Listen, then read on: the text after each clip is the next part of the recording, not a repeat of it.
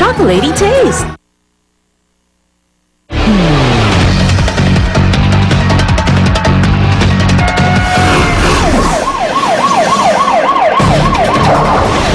Nagbabalik ang unang balita, 2 patay sa pananaksak ng isang lalaki sa Marilao, Bulacan. Agad na bang naaresto ang suspect? Narito ang report. Naliligo sa sariling dugo ang bangkay ng barangay Tanod na si Emiliano Flamenco nang matagpuan sa palengke ng barangay Lambakin sa Marilao, Bulacan. Sa palengkeng ito raw karaniwang duty ang biktima, nagbabantay laban sa mga magnanakaw. Pero hindi kawatan ang naabutan niya kundi ang lalaking tatapos sa kanyang buhay. Nakatakbo pa siya rito, humingi ng tulong doon sa kumpare niya, dyan natutulog, tapos pumulagta na lang dito. Mula sa palengke, tumakbo raw ang suspect sa bahay ng pamilya Makalisang. Sinaksak niya ang padre de pamilyang si Jose Thelmo at anak nitong si Monabel. Agad nasawi si Jose Thelmo na nagpapagaling ng pilay sa paa.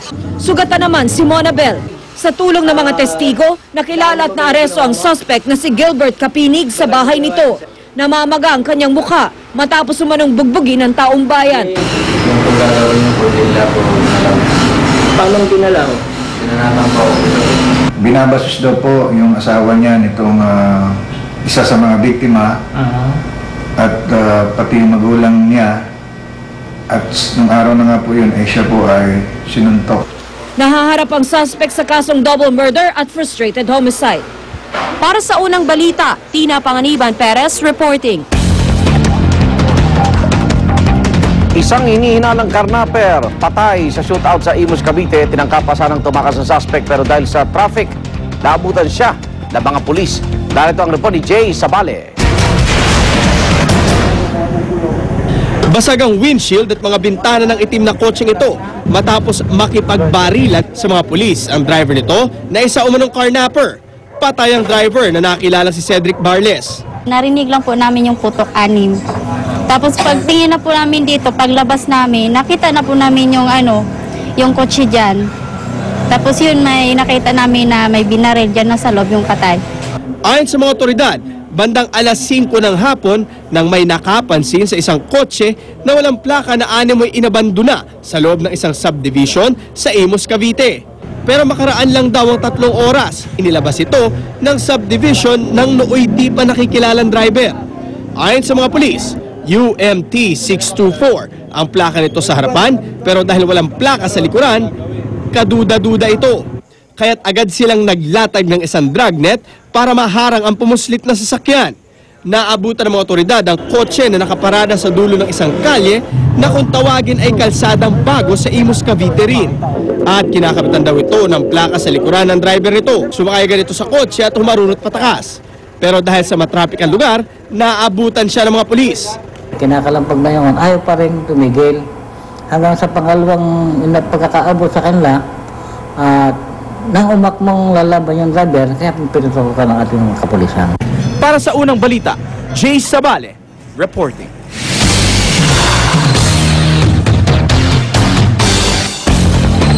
Sa darating na linggo, gugunitain ang ika-10 anibersaryo ng malagim na 9/11 terror attack sa Amerika. Kasamang nasawi roon ang isang Amerikanang tumulong at malapit sa puso ng mga taga-Tondo sa Maynila. Narito ang report ni Victoria Tulat. Dati gawa lang daw sa tagni-tagning kawayan at lona ang bahay ni Marites. Pero ngayon sementado na ito at may matibay pang bubong. Di na rin nagsisiksikan sa isang kubo si Ernesto at kanyang pamilya. Nakapagpundar pa sila ngayon ng maliit na tindahan. Sina Marites at Ernesto ay kasama sa mga natulungan ng Amerikanong si Marie Rose Abad, isa sa mga pumanaw sa 9/11 attack sa New York. Noong nabubuhay pa, nagdesisyon si Abad at ang kanyang asawang Pinoy na tumulong sa ating mga kababayan.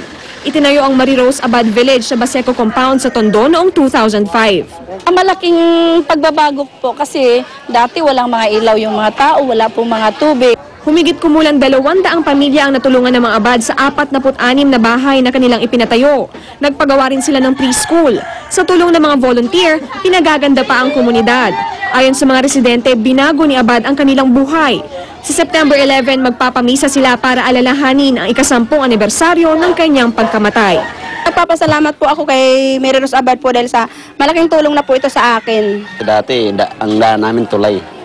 Ngayon, hindi na. Bricks na. Kahit na ano man nasama siya doon sa sakuna na yon, pero buhay pa po yung pangalan niya kasi nabigyan po niya yung mga mahihirap na ganito po.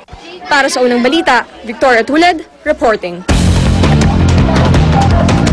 Samantala, may payo po ang mga nagbebenta ng Christmas decors sa mga mamimili.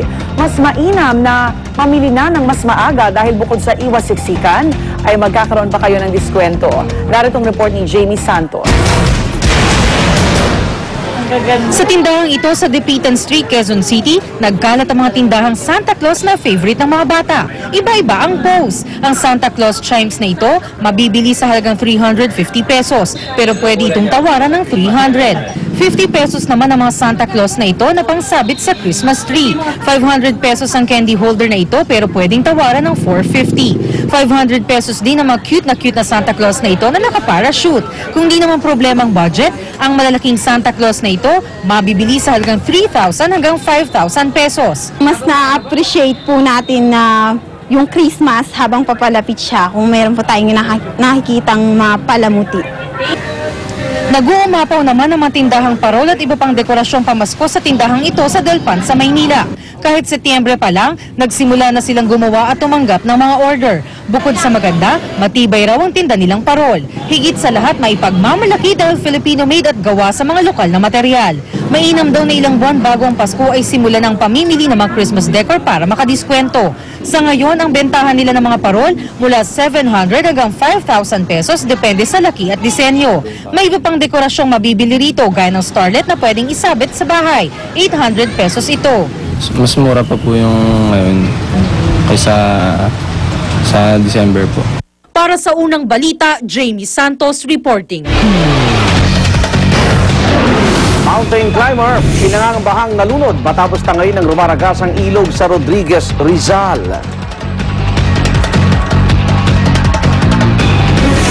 Ilang lugar sa Katimugang Amerika lubog sa baha dahil sa pananalasa ng tropical storm Lee. Huwag pahuli, tutok lang sa unang balita.